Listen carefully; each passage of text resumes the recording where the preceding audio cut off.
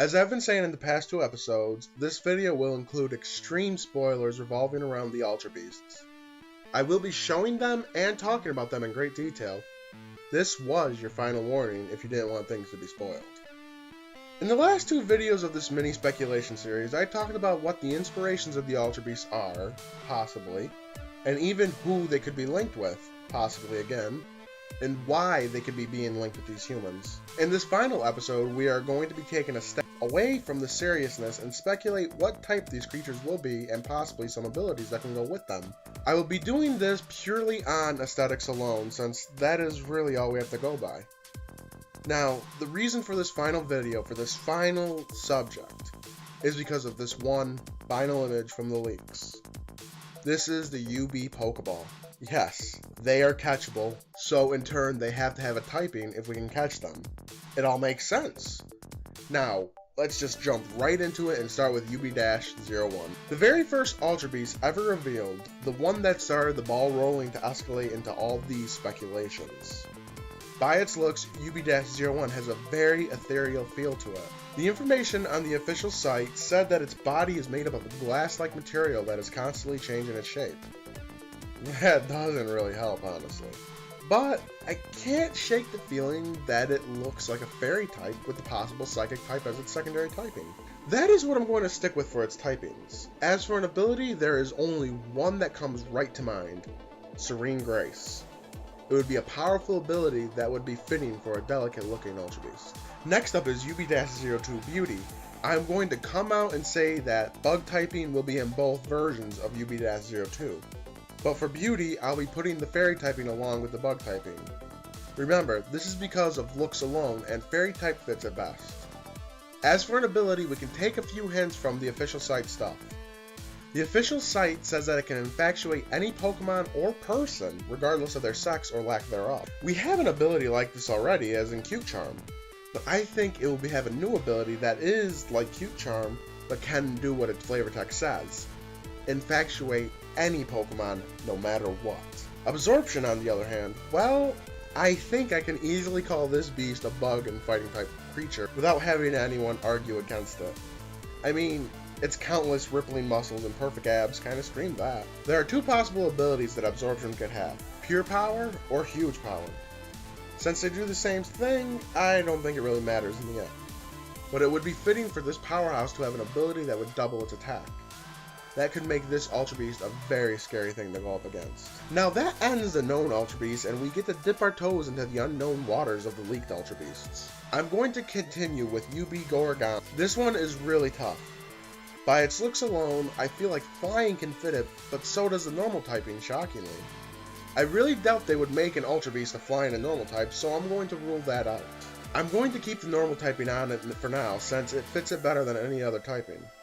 So, if this thing is a pure normal type, which is possible, there is one ability I can see it getting: Normalize. An ability only Delcatty has had, and it makes any move it uses into a normal type move. That includes statuses along with attacks. It's fitting for an Ultra Beast with a normal typing, but again, that is if this is a normal type Ultra Beast. This is the only Ultra Beast that has given me trouble putting a typing on it. I can't even wait to see what its true typing is. I'll laugh if I'm on the nose with it. With Origami typed up, we can move on to UB Lead. There is only 2 typings that fit this thing perfectly: Rock and Dark typing. They both fit the look of this creature, so I'm stamping this one typed, but for its ability, it could be a few things. Rock Head would work. It makes sense if it gets a lot of recoil attacks, which we don't know. Hyper Cutter and Battle Armor could be it also, just based on its looks.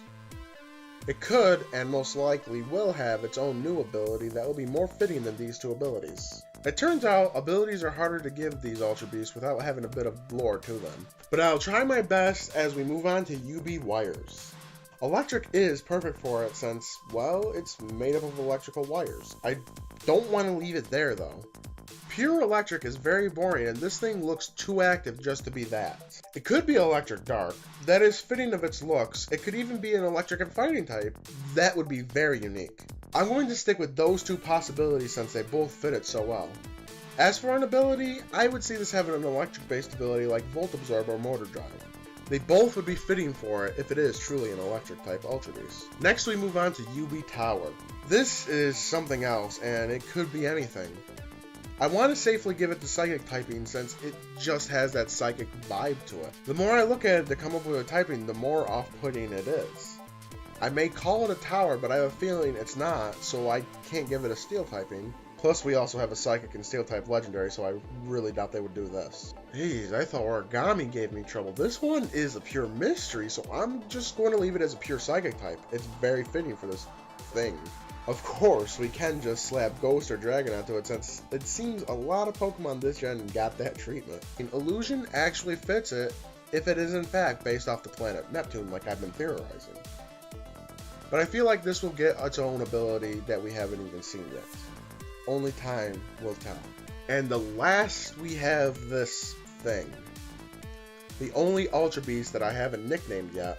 I feel it's the personification of death and destruction. Sorry, Yveltal, but this is a World Eater. It's obvious that I'm going to give it the Dark typing. As for its secondary typing, I don't know why, but I feel like Fairy could fit it. I know it's a stretch, but I just got a feeling about it. Dark and Fairy would be a very unique typing, and new typing as well, and a very powerful typing to boot. Something fitting for an Ultra Beast of this size and power. Its ability though, well, I hate to say this, but for it to be as powerful as it is, I imagine it being Wonder Guard. It would be fitting to only have it hit by super effective attacks, which would be limited. But that would be unfair if we're being honest. It could have a totally new ability, which is more likely, but I hope it's something that makes me fear going up against this Ultra Beast. And now, I nickname it UB World Eater. The Ultra Beasts have consumed my imagination the moment they were introduced. We never expected Pokemon to change the game up so much by making a whole new category of creature and add it to the game. They all seem like they would make great adversaries and even greater allies since we can catch them. I cannot wait to see what their role is in the game later this month. It's so soon now, I can almost feel it. What are your thoughts on this? Do you think my typings could be right, or do you think they will have other typings?